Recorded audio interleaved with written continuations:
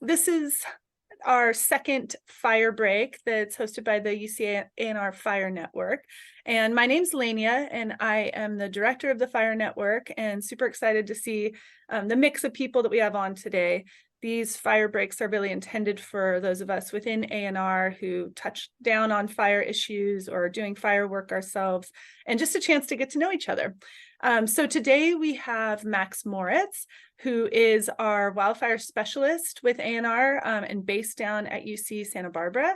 And then we have Susie Kocher, who's our forestry advisor in the Tahoe area and covers a big territory and also has a lot of really interesting statewide work that relates to fire. So we're going to hear from each of them on some of the work that they're doing. And then at the end, we'll have about 15 minutes to ask them questions and share and discuss. So let's go ahead and get started, and I'll hand it off to Max, who's gonna start us off with talking about some of his regional planning work that he's been doing. Well, thank you. I'm hoping you can see this title screen. Yep, that looks great. Okay. Well, thank you to the organizers, our fearless leaders, and thank you to all of you who've dedicated a lunch hour to this. I'm going to talk today not about climate change and fire hazard modeling, which is often what I spend a lot of time on, but something called the Regional Wildfire Mitigation Program. And I noticed, and this is my fault, I think it might say plan, Regional Wildfire Mitigation Plan. And that's actually an interesting and important distinction that we sometimes point out. And it gives me a chance to actually highlight that, which I'll circle back to in a bit. So the pictures here are Paradise, the campfire years ago, and Lahaina recently. And the reason I wanted to show that one is because of that burned landscape that was once, I believe, plantation around that community that is no longer used like that, sort of abandoned ag lands. Okay, for communities that we're building now and in the future, we have a lot of different options to minimize our exposure, minimize risk, vulnerabilities, et cetera, et cetera. I worked with Van Butzik a couple of years ago to put together this document. I'm going to run through a couple examples. One was I learned this from a fire marshal. When you're building a new community, on the outer perimeter road of the community, concentrate the homes on the inner side. Don't have homes on that outer ring, because then for defensible space, you have a sidewalk, a street width, another sidewalk, a yard before you get to a home. And a lot of fire marshals that have seen this and planners that have seen this have said, I've never heard of that. That's actually really, really insightful. A really interesting risk reduction measure. Another, this is sort of a classic urban sprawl scenario where you have the gridded streets and compact development on the right-hand side there, and then sort of a lot of lower density housing with cul-de-sacs, et cetera, et cetera. And it's also eaten up a lot of that hatched land, which is supposed to be ag. In comparison, more concentrated development, more aggregated housing with the same number of homes, eating up less of that ag land, which not only provides local food, but also access often a greenbelt buffer against fire coming out of the wildlands and into communities. So concentrating clustered aggregated development is another one of these new development tactics that can be used. But there are literally millions of people, tens of thousands, hundreds of thousands of homes that are already built on hazardous landscapes in vulnerable ways. And so what do we do to retrofit all of these existing problems? And there's a bunch of problems, right? There's not just any one issue. We've boiled it down in our Regional Wildfire Mitigation Program, RWMP. We've boiled it down to three components of this program. Basically the landscape domain, the community domain, and the built environment. So the landscape is the broader surrounding areas along the WUI that can act as a buffer. Ag lands, in our case here in Santa Barbara, coast live oak, shrublands, parks, any green belt that you can imagine. Community domain is the people, getting them trained and organized. And the built environment is the shared infrastructure, the roads, the water supplies, the power lines, as well as the actual structures themselves that have ignition vulnerabilities. So some way to tackle all this together. And when I started thinking about this, I was faced with the tool at hand, a CWPP, a Community Wildfire Protection Plan, which has been around for a couple of decades and been very useful in many, many communities. And this really focuses on, historically, where to put your fuel breaks. It's supposed to be collaborative, and it's supposed to have some structure hardening component to it, but really many of these turn out to be a fire modeling exercise run by the agencies to identify where to put their fuel breaks. A lot of people look back at this and say it was a great catalyst for getting us all talking, et cetera, but this ends up as a plan that is often put on a shelf, and it allows for grant funding, but often, and in our community, it was a source of some friction. And our community here that I'm referring to is the front country of Santa Barbara. We had something like 6 different CWPPs across this area, all of which had been developed at different times by different consultants with different methodologies. None of them talked to each other. Many of them were very tiny, some were very big. And we really argued that we needed a regional way to deal with this, right? Looking back, talking to older firefighters, they've pointed out a number of things about this landscape here. One is that there's a whole bunch of different socioeconomic characteristics of the communities, making it very difficult to actually reach and communicate with all of them in the same way. The infrastructure is all different, built at different time periods to different codes. The landscape, what you can see here in this kind of greenish and yellowish hue here on the west, and over here on the east, the western part is Goleta, the eastern part is Carpinteria and Summerland. That's all ag lands, existing orchards or open space that otherwise function as ag lands. And where do we have all our home losses in this community? Historically, we've had them all in the Santa Barbara and Montecito area where we don't have that ag buffer, right? So looking at our own community, we realized we need a regional approach that somehow stitches all of these things together and goes beyond identifying fuel breaks, is complementary to where we would identify fuel breaks, make them more effective. But we needed a framework. And so what we came up with is the RWMP. Again, just some images of the landscape domain there, upper left, the built environment, upper right. And in our case, we have Firewise USA as the community domain's main focus, identifying, training, getting people engaged and enrolled in that. We have actually a formal methodology for this. For each of the domains, there's a scoping phase, an implementation phase, and then sort of a adaptive management phase where it feeds back. The scoping phase itself involves a hazard mapping exercise where we, across the entire region, we map and model different aspects of fire behavior under extreme conditions so that we have that hazard map to use when we look at the built environment and the exposures and vulnerabilities there, the landscape, the exposures and vulnerabilities there, and the community, the exposures and vulnerabilities there. Bring them all together, rank, prioritize, and actually implement. So we went for funding to the National Fish and Wildlife Foundation to pilot this here, and we got several $1 million actually to do this. And we are in various levels of success and progress on these 3 domains. We've learned a lot, and I'm happy to share with anybody who wanted to find out more about doing this. We're now also expanding this into the rest of Santa Barbara County. It's not just the Front Range there right around Santa Barbara. We're moving up to North County too.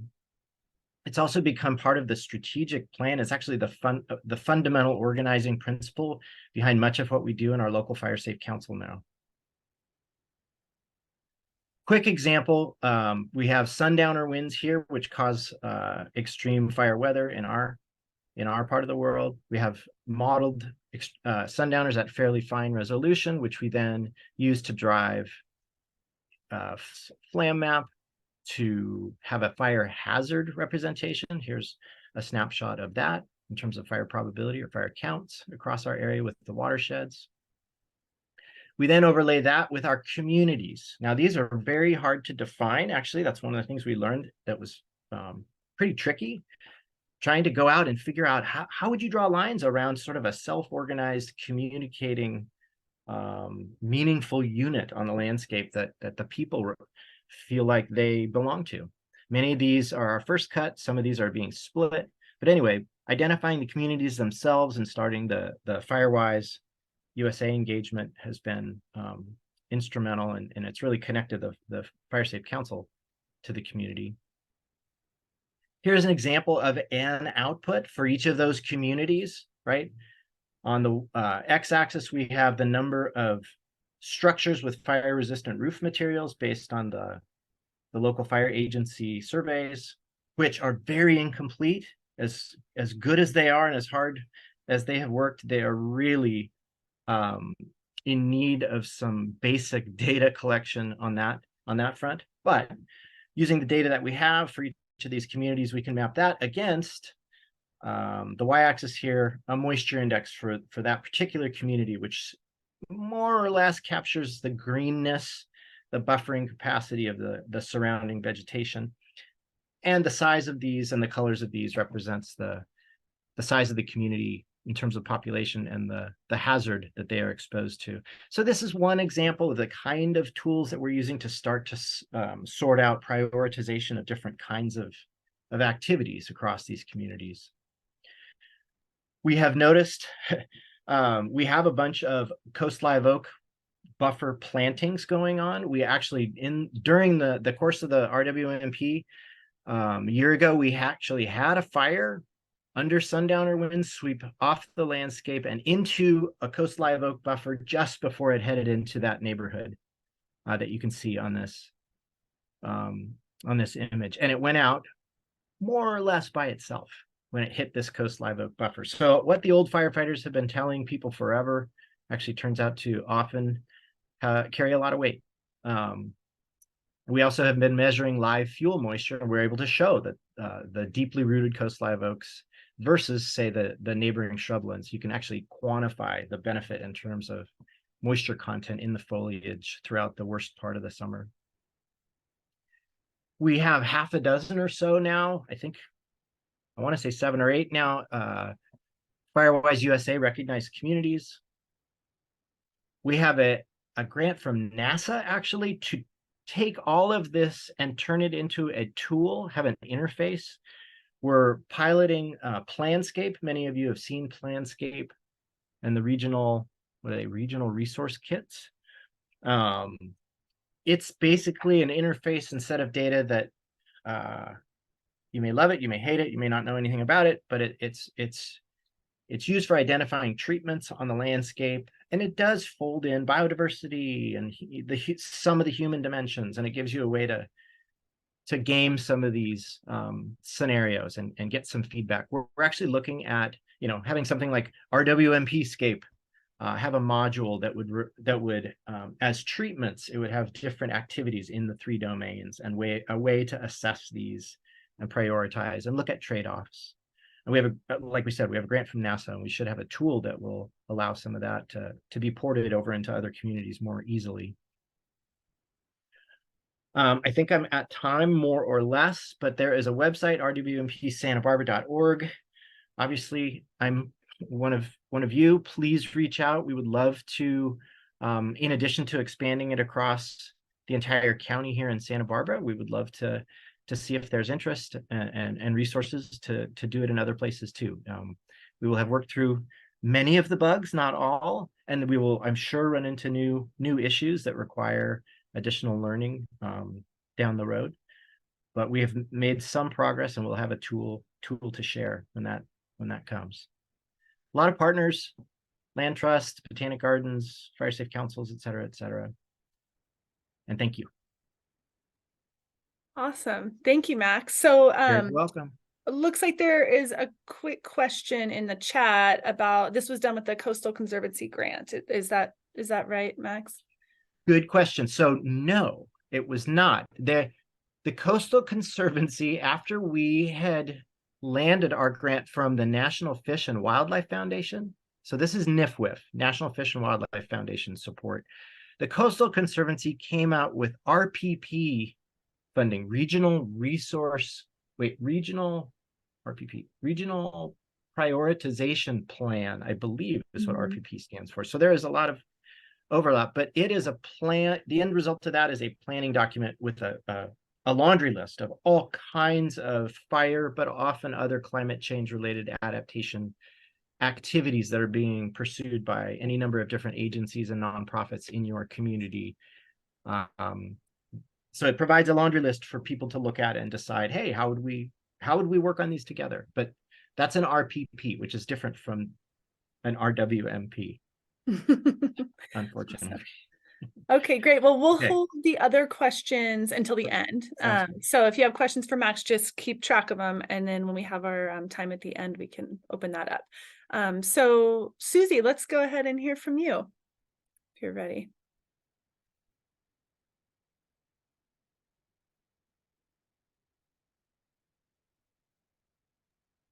Thanks. Okay. So I'm going to talk about some of the programming we've been doing in the forestry side around wildfire, especially forest resilience after wildfire. So just basically, there's been too much high severity fire in forests in California. The Williams paper that came out in 2023 quantified this.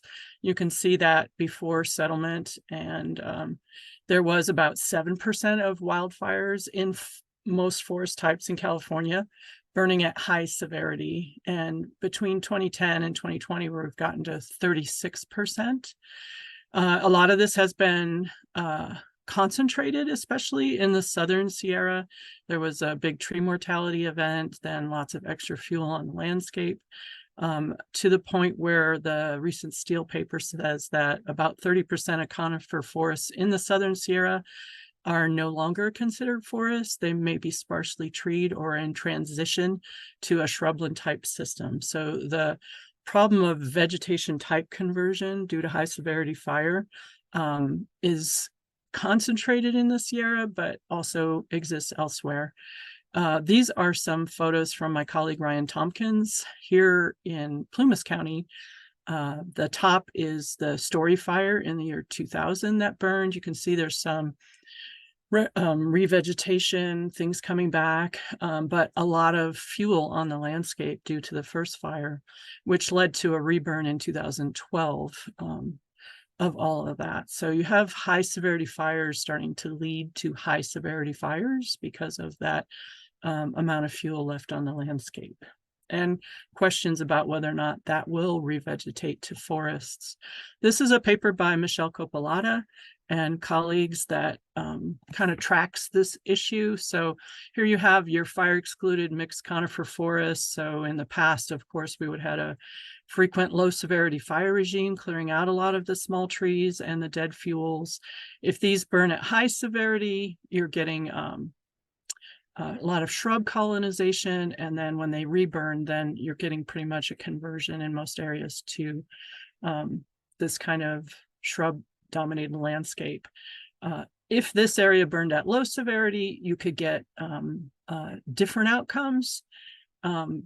And a lot of this has to do with the weather, on how severe the fire burns, right? And the conditions under which they burn. So we are getting a lot of outcomes like this. And what we would like as foresters and people who value the forest is more outcomes like that at the bottom.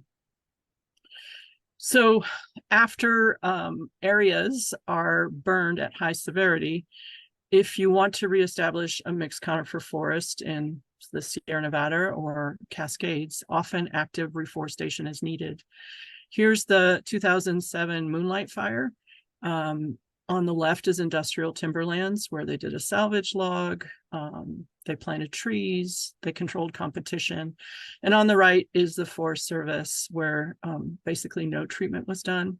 Here it is in 2019. So you can see there are forests. I mean, they're not as complex as you would like. And the industrial model really does suppress all other vegetation, which is not what we are advocating for private landowners. But you can see there's a stark difference in the outcomes of whether or not you maintain forest cover in a location.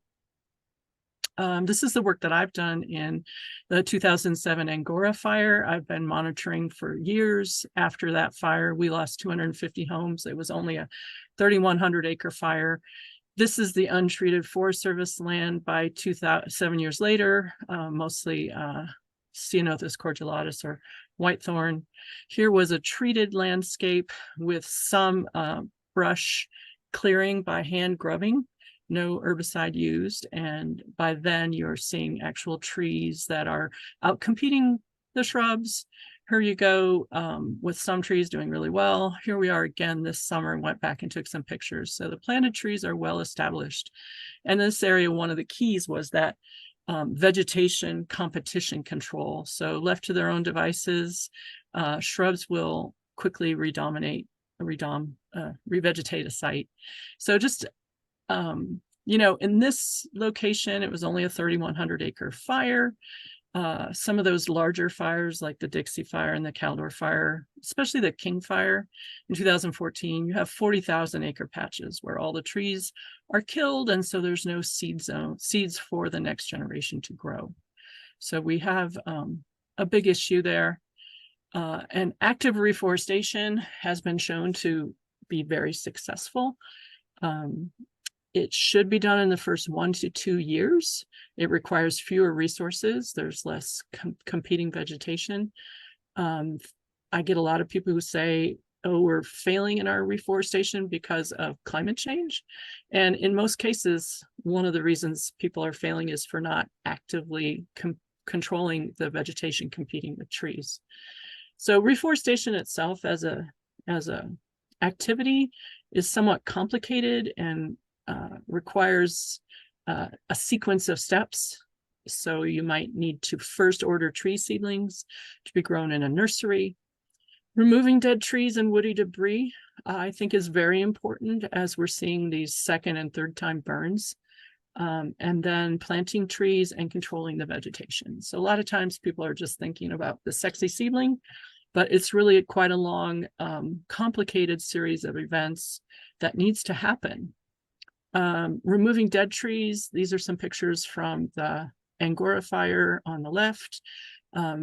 If people are able to do salvage logging, they have some funds to do the additional steps. Oftentimes they are not, because there's a huge market and industrial timberlands have also got a lot of dead trees. And so in a lot of cases, it's grant funds taking some of these materials off the landscape so that the next stand will have fewer fuels and be able to withstand the next fire. Here's at the top, an area where the big trees have been taken off, but the small trees haven't. After that, there's been some mastication. And then below is an area where they haven't gotten around to replanting. This is in El Dorado County. Pretty much deer brush resprouts very vigorously, and there's not a lot of ability to compete against that in reestablishing new trees. Planting trees, generally you could go for it every few years. The Angora site was planted 3 years in a row. And we want to control the competing vegetation within the first few years, including shrubs and herbaceous plants. And to do that, hand grubbing on a small scale is possible. Grazing can be done. Herbicide is the most cost-effective at the largest scale. So we have a lot of forest landowners, private forest landowners, who have had these high severity fires happen to them. So a lot of times they may not know exactly what to do. They don't have funds to remove all those dead trees. There may not be contractors or seedlings, and they also may have lost their house. And so they have other pressing needs. I was able to do a research project with Lynn Hunsiger and one of her graduate students. We interviewed the landowners that were affected by a West Slope fire and talked to them about their experience and what they thought about trying to replant trees. So basically they found that, it's a big emotional impact A lot of folks have lost the landscape that they are used to. And those are some quotes from the people that we interviewed. Basically, a lot of them, mourn those loss of trees and landscape. We're sitting on a rebuilt porch right there looking out over the fire. They had a few trees survive, but generally, things are really different afterwards. All the landowners we talked to wanted to reforest. They had lots of reasons, listed there. They often say they want to put things back the way they were before the fire, and they talk a lot about it as connected to emotionally healing from this very traumatic event. So we also found that people were pretty knowledgeable about how without active reforestation, there would be fields of shrubs and little environment for planting trees. So basically, private landowners need help with reforestation. The study I was involved in, we were following a no-cost reforestation program that was offered by the local resource conservation district. They took an area-wide approach, and they took care of the contracting for removing the dead trees, masticating shrubs, planting trees, and the landowner only had to sign a right of entry form. So without it, we asked people what they would have done. At least a third said, I would have done absolutely nothing at all. I don't know what to do. I have no funds. I don't know what to, how to do it. A third would have tried to do it themselves, maybe, a few acres at a time. And about a third said they knew how to apply for individualized standard assistance cost share programs like EQIP from NRCS or CFIP from CAL FIRE. So there's a need for both fuels reduction before fire and help with post-fire assistance. California has been responding. I've been involved in the forest task force since 2015. It was tree mortality, then it was forest management. Now it's the Wildfire and Forest Resilience Task Force. And out of that, we have ended up receiving funding to do several of the implementation strategies, including increasing forest stewardship education and developing emergency forest restoration teams. So a shout out to Kim Ingram, who's on the call today. She runs the statewide forest stewardship education initiative. We've been doing it since 2020. We've had about 450 people go through it, and we've been all over the state trying to help landowners learn about how to move forward with managing their landscape, and basically with the message of thinning and reducing fuels in order to increase your wildfire resilience. And that's what most of the landowners are the most concerned about. So we teach them things about management plans, cost share programs. They feel they already knew a lot about fire, but basically this process of getting started. These are just some pictures of our workshops. It's 9 weeks online. We have good learning outcomes, and we connect people with professionals to try and consult an RPF. We have funding to send an RPF for an initial site visit to give personalized advice about their forest land. So based on that, we also received funding in 2022 for a post-fire forest resilience education program. We found that a lot of our stewardship participants had already been affected by wildfire. And so we developed a post-fire resilience workshop series modeled on that. It's funded by the U.S. Forest Service through 2026. We have 7 weeks of weekly Zoom sessions. We're on our 4th cohort. We've had about 100 people go through it. We're doing a workshop in Trinity, Siskiyou, Shasta County, starting September 14th. If you know anybody, please send them to our workshop. And we're planning to go to Santa Cruz in January 2024. This is just what some of the pictures look like. Here's, we started off going to the Dixie, Caldor, and Tamarack fires. So here's Greenville. Here's the pop-up town, because, there hadn't really been any buildings rebuilt yet after the Dixie fire burned the whole town. And we went out and looked at a lot of different types of post-fire treatments on public and private lands to help people really think through next steps and figure out how to connect to people. Here's our Caldor fire field trip. There's tons of hydraulic mining over here and all sorts of weird stuff in the woods that make some of the treatments a little more challenging. There we go. So, and then here's our Tamarack fire field trip. That's on the east side near Markleyville in Alpine County. So very different. And I would just pause to say that we've also done these workshops on the coast, and there you have resprouting trees and different types of vegetation. So one of our challenges really has been, you know, taking our workshop and customizing it locally to the local forest ecosystem. And we've had great help and collaboration from our forestry advisor network to do that, because we recently did a Napa cohort, and there it's just really different forested conditions. We're having good outcomes. People tell us they've learned a lot over here. Here's what they knew before. Here's what they know after. They're learning a lot about erosion control, biomass removal, and vegetation control. Those who are likely to engage in management activities, remove hazard trees, and control post-fire invasive weeds and competing veg. That's like one of the biggest ones that you see learning and intention outcomes for. Part of our project also is assessing the emergency forest restoration team effort that's been going on through the state, and really helping us understand where are the landowners who actually need post-fire assistance. So we have a sub-agreement with American Forests.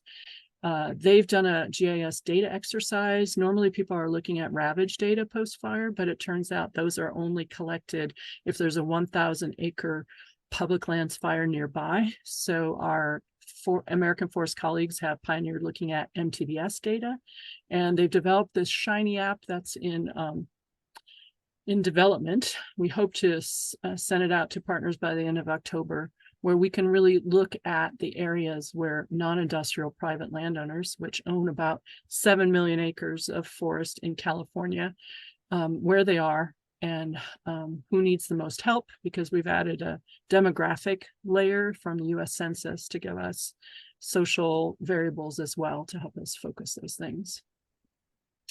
And then this is a state effort.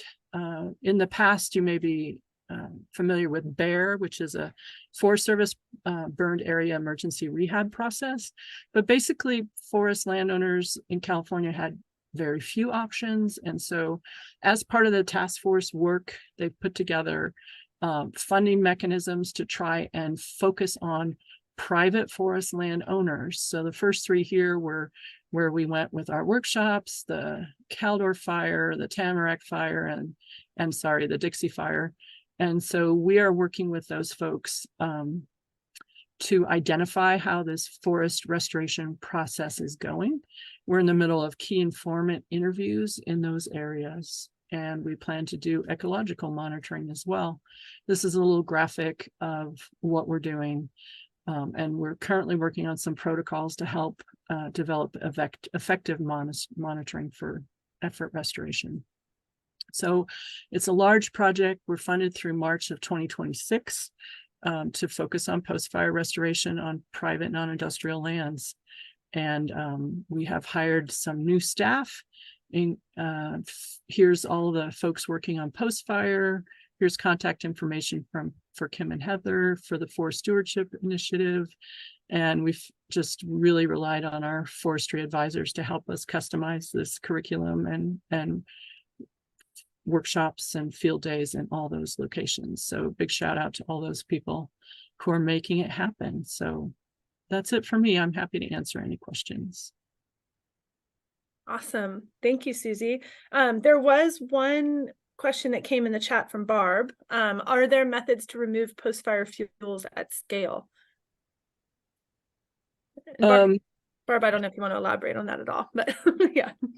Sure. I mean, we have large areas. It's a conundrum because, for example, we recently went to the 2020 Creek Fire, in the Southern Sierra. And that really was fueled by the huge die-off in trees from the drought. We had a huge drought mortality, and that fire burned and was coined a new phrase by Scott Stevens in the fire lab, called it a mass fire because there's so much fuel on the ground.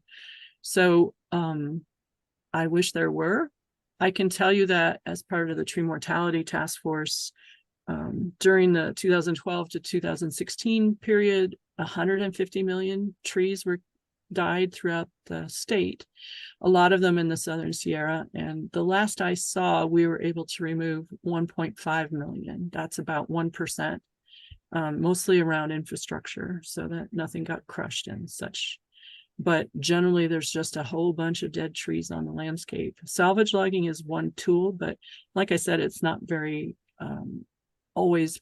it's rarely possible for a lot of people, because in a big fire, maybe the first person who gets their act together gets to sell their logs, and then everyone else is out of luck. So it's mostly subsidized to pull all those trees out of the woods and chip or use for biomass. A lot of those markets are not what they should be. So if we did have that, we would be a lot better off with our future of fire in the forest. For sure. Susie, okay, I was just going to say, do you want to stop sharing so we can see each other? Do people have other questions for Max and Susie? It's pretty cool to see the diversity of people on this call from different fields. John, did you have something? Yeah, I'm just curious, Susie, you spoke a lot about the post-fire replanting and vegetation control in conifer forests. But here in Northern California, we have a lot of oak woodlands. And do you also find that that same window of replanting is so critical here? Just curious. That's a good question. We did one of our workshops in Napa County. I would say that most of the people over there, I'm a Sierra forester, so I'm waving my arms around here, but I would say with resprouting vegetation, it's pretty different. So, we had redwoods, Doug fir, and yeah, Tori turned her light on so she can answer this question.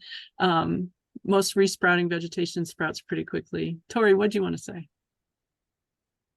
Yeah, for the most part, we're just seeing a lot of the resprouts taking over. So like Mike and I have been up on the rec, and we're seeing resprouting oaks, we're seeing resprouting madrones. I don't think you need to plant specifically at the rec. Oh yeah, no, and I was just curious in general because there's other ranchers that I know where their properties have burned, and it's kind of like, well, what should we best do to try to get it to come back as an oak forest? So we definitely had worked with folks in Napa. We had at our field site, though, I think it was the local RCD was planting acorns. They had a whole project on planting acorns across the landscape in areas, mostly, where fire suppression was done with big bulldozer lines and things like that, seem to be the areas that need help after a fire in an oak woodland. Max, were you going to say something? Oh, I didn't unmute intentionally. No, not related to this. I'm going to put something in the chat though. Okay, great.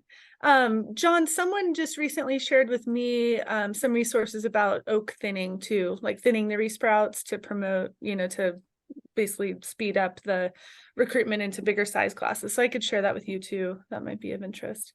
sure. Yeah, Mike Jones is trying to put together a fact sheet on that, and we've done that on some of our field trips. Is gotten a lot of broad ideas about how to do it. I have to say there's not as much science. We have a lot of good science in like Sierra Nevada mixed conifer, but oaks and even redwoods, there's just a lot less science to share with people. So we're really relying on our experts to give their insight at that point. Yeah, and oh, sorry, Chris. Sorry, good. I just wanted to ask, this is an area I'm really interested in, particularly like kind of these coastal forests. And sorry, I know my camera's not working. Oh, there I am. Yay. Half my head. Okay. So anyway, I'm just offline, maybe we can connect, but I'm just wondering what kind of, sort of like subcommittee, what, like just I'd be great if I could get looped into some of the things that people are generating that you're working with as a way it means to kind of help drive the new research that we need to answer those questions. I thought a lot about that in these redwood forests, especially. So anyway. That's great. Thank you. Great. And I saw Max, do you want to talk a little bit about what you just put in the chat? Just that I forgot to mention as part of the whole thing, we had this home hardening. We had funding for a home hardening portal, which, walks you through your home like many other websites.